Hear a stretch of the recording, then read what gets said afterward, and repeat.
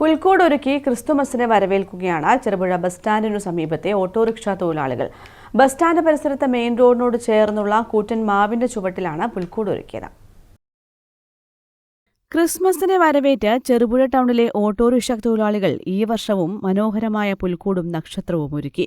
Bus stand പരിസരത്ത് main റോഡിനോട് ചേർന്നുള്ള കൂറ്റൻ മാവിന്റെ ചുവട്ടിലാണ് പുൽക്കൂട് ഒരുക്കിയത്.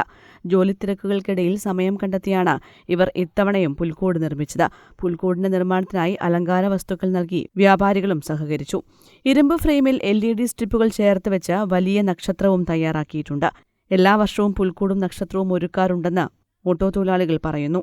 ഞങ്ങൾക്ക് കുറേ വർഷമായി ഞങ്ങൾ പുൽക്കൂട്, നക്ഷത്രം, പറവ് വെക്കൽ, ഇങ്ങനെ ജാതിഭേദമൊന്നും നോക്കാതെ എല്ലാവരും കൂടി സഹകരിച്ച് കുറേ വർഷമായി ഇതിന് തുറന്നു പോകുന്നു.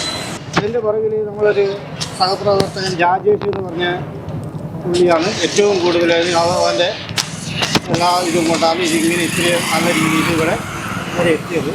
പിന്നെ നമ്മളെ സഹായിച്ചത് വിചാരിച്ചു കഴിഞ്ഞാൽ കുറേ കടക്കാരുകൾ ലൈറ്റ് നിന്നും കറണ്ട് നിന്നിട്ട് നമുക്ക് പല പല സഹായങ്ങളും കടക്കാര ഭാഗത്തും ഞങ്ങൾക്ക് കിട്ടിയിട്ടുണ്ട്.